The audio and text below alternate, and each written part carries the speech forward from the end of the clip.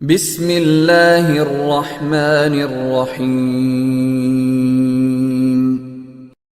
السلام علیکم ورحمۃ اللہ وبرکاتہ۔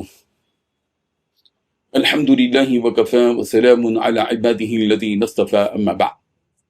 حاضرین و ناظرین، یہ درس قرآن نمبر 305 اور آج سورہ آل عمران کی صرف ایک آیت کی تلاوت و تشریح کی جائے گی، آیت نمبر 144۔ اعوذ باللہ من الشیطان الرجیم، بسم اللہ الرحمن الرحیم۔ وما محمد إلا رسول قد خلت من قبله الرسل أفإن مات أو قتل انقلبتم على أعقابكم ومن ينقلب على عقبيه فلن يضر الله شيئا وسيجزي الله الشاكرين۔ صدق اللہ العظیم۔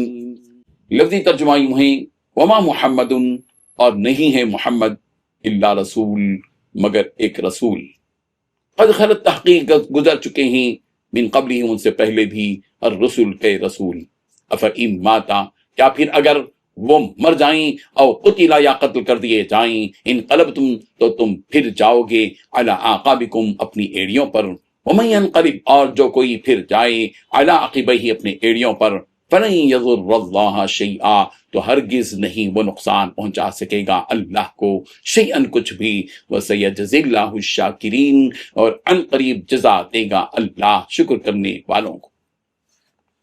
ترجمہ یوں ہے، اور محمد صلی اللہ علیہ وسلم ایک رسول ہی تو ہیں، ان سے پہلے بہت سے رسول گزر چکے ہیں، بھلا اگر ان کا انتقال ہو جائے یا انہیں قتل کر دیا جائے کہ تو کیا تم الٹے پاؤں پھر جاؤ گے، اور جو کوئی الٹے پاؤں پھرے گا وہ اللہ کو ہرگز کوئی نقصان نہیں پہنچا سکتا، اور جو شکر گزار بندے ہیں اللہ ان کو ثواب دے گا۔ اس آیت میں اللہ تبارک و تعالیٰ نے 3 باتیں بتلائی ہیں۔ پہلی بات، محمد تو صرف رسول ہیں، ان سے پہلے بھی رسول گزر چکے ہیں، اگر محمد صلی اللہ علیہ وسلم کو موت آ جائے یا انہیں قتل کر دیا جائے تو بتاؤ کیا تم اس دین کو چھوڑ کر پچھلے دین کی طرف پلٹ جاؤ گے؟ دوسری بات، جو شخص اس دین حق کو چھوڑ کر باطل دین کی طرف پلٹ جائے گا تو اس سے اللہ کا کیا نقصان ہے؟ تیسری بات، شکر گزار بندوں کو اللہ ان قریب جزا دیں گے۔ بزرگان محترم، یہ آیت ایک واقعے کے پس منظر میں نازل ہوئی کہ جب جنگ احد میں بات مشہور ہو گئی کہ رسول رحمت صلی اللہ علیہ وسلم کی وفات ہو گئی تو صحابہ کرام رضی اللہ عنہم کے ہوش اڑ گئے۔ ظاہر ہے کہ ان صحابہ کرام رضی اللہ عنہم کے دلوں میں رسول رحمت صلی اللہ علیہ وسلم سے جو عشق تھا وہ بے مثال تھا۔ ایسے وقت جب کہ جنگ کا میدان گرم ہو اور فتح کے بعد شکست کا منظر آنکھوں کے سامنے ہو اور مسلمانوں کے پاؤں اکھڑ رہے ہوں، ایسے عالم میں صحابہ کرام رضی اللہ عنہم کے لیے یہ خبر انتہائی غمناک اور افسوسناک تھی۔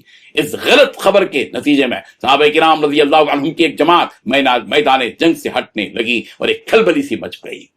بعض منافقوں نے یہ کہا کہ محمد تو مقتول ہو گئے ہیں، لہذا اب تم اپنے پرانے پہلے دین کی طرف کو اختیار کر لو، پلٹ جاؤ۔ اتنے میں ایک آواز صحابہ کرام رضی اللہ عنہ کے کانوں سے ٹکرائی، الیہ عباد اللہ، پیغمبر کہہ رہے ہیں اے اللہ کے بندو میری طرف آؤ۔ یہ آواز رسول رحمت صلی اللہ علیہ وسلم کی تھی۔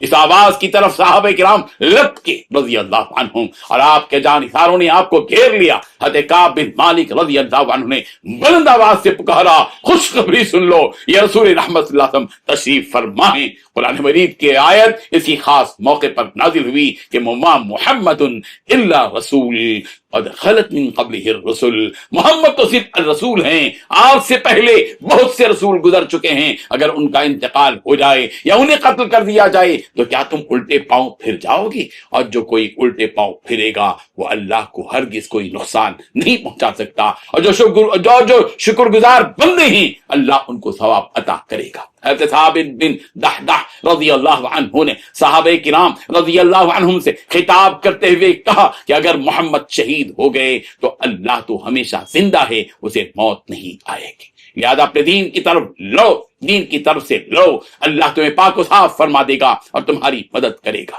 اس آیت کے ذریعے اللہ تعالیٰ نے مسلمانوں کو اس بات کا سبق دیا ہے کہ رسول رحمت صلی اللہ علیہ وسلم اللہ کی نبی اور رسول ہیں، ان کا فریضہ یہ ہے کہ وہ تمہیں دین کی دعوت دیں، تمہارا تزکیہ کریں، تمہاری تربیت کریں۔ اگر اللہ اپنے نبی کو اپنے پاس بلا لے اور وہ اس دنیا سے آخرت کی طرف منتقل ہو جائیں تو تمہارے دین سے تمہاری جو وابستگی ہے وہ کمزور نہیں ہونی چاہیے۔ دین ہر حال میں باقی ہے، اللہ تعالیٰ کی الوہیت ہر حال میں باقی ہے، دین ہمیشہ غالب رہے گا۔ یہ دین غالب ہونے کے لیے آیا ہے، مغلوب ہونے کے لیے نہیں آیا۔